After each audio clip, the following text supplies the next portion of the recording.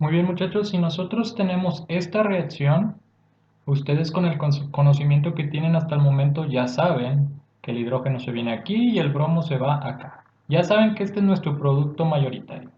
Ahora, el asunto es, ¿por qué ocurre esto? ¿Por qué sigue esto que nosotros llamamos regla de Markovnikov? La explicación viene dado por el mecanismo de reacción.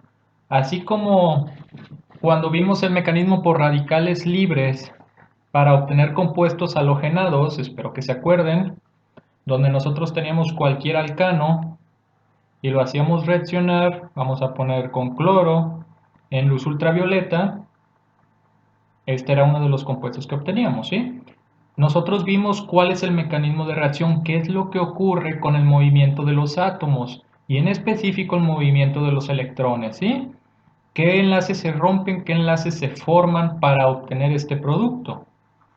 Entonces, bajo la misma lógica, cuando nosotros tenemos un alqueno y vamos a obtener este producto, ya sabemos que vamos a obtener este producto.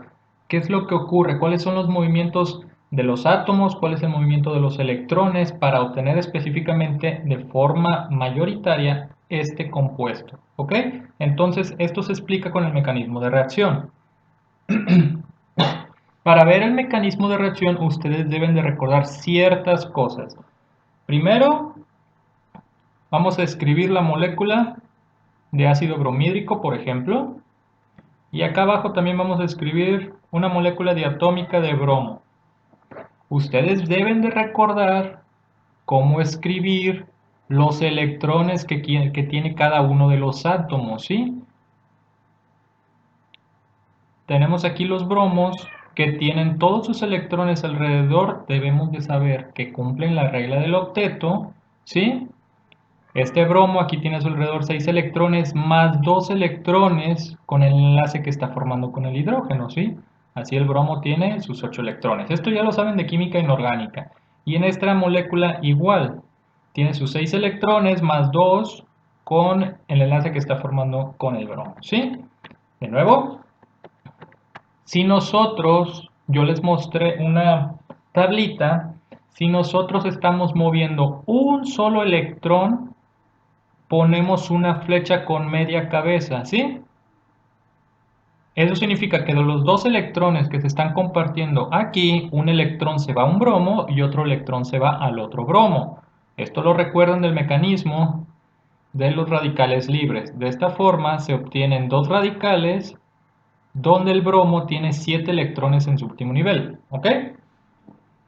Ahora, si nos vamos con la molécula de ácido bromídrico, esta de acá, ustedes en su materia de análisis químico ya saben acerca de los ácidos y de las bases de Bronsted, ¿sí? Los ácidos de Bronsted regalan protones y las bases de Bronsted reciben protones.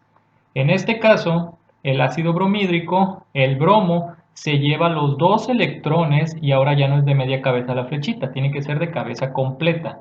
La cabeza completa significa el movimiento de los dos electrones que están aquí, ¿ok? ¿Y qué es lo que provoca? Si el bromo se lleva los dos electrones, nuestro hidrógeno se queda sin los electrones del enlace y adquiere una carga positiva. Y el bromo, al recibir un electrón extra que se lo roba del enlace al hidrógeno, adquiere una carga negativa. Estas bases de ácido base, de movimiento de electrones, de flechas de cabeza completa y de flechas de cabeza media, ustedes ya lo deberían de tener en cuenta, ¿sí? Con sus clases de análisis químico de las reacciones ácido-base y el movimiento de flechas de las hojas que les presenté hace algunos videos y por supuesto el acomodo de los electrones y la regla del octeto que ya aprendieron en su clase de química inorgánica. Entonces regresamos a la reacción que nos interesa. Queremos saber el mecanismo de reacción y queremos que se nos explique a través de ese mecanismo por qué este producto es el que obtenemos en mayor proporción. ¿Ok? Entonces el mecanismo primero los voy a explicar con los modelos atómicos y posteriormente les voy a poner cómo se deben describir el movimiento de los electrones para describir este mecanismo de reacción.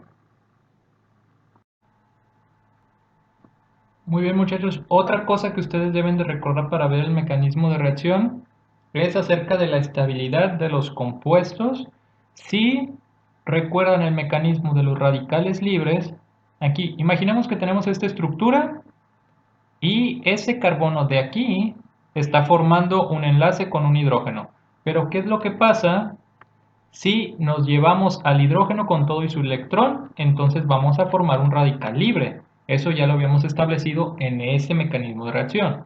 Aquí tenemos un radical libre que es terciario, ¿sí? A este carbono le falta un electrón, pero es estable porque este carbono y este otro carbono le están regalando densidad electrónica. Eso permite estabilizar este compuesto. Y ya sabíamos que el radical terciario es el más estable. Si lo comparamos, por ejemplo, con un radical secundario. Aquí vamos a suponer que le quitamos algo al carbono, pero se llevó su electrón y quedamos con un radical libre, pero ahora secundario.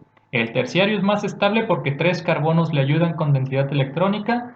Después es el radical secundario porque solamente tiene dos ayudándole. Y por último, tenemos el radical primario, donde solamente un carbono le ayuda con densidad electrónica.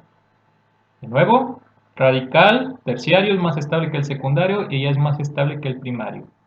Ahora nos vamos a imaginar otra molécula, la vamos a poner así, y vamos a imaginar que este carbono está en un enlace, vamos a poner con un hidrógeno. ¿Sí? Son dos electrones obviamente del enlace. Pero ¿qué es lo que pasa si nos llevamos al hidrógeno, pero esta vez no solamente con su electrón, sino también con el electrón que le corresponde al carbono? Entonces ahora el carbono ya no será radical libre, ahora tendrá una carga positiva, porque no solamente nos llevamos el otro átomo con su electrón, sino también con el electrón del carbono.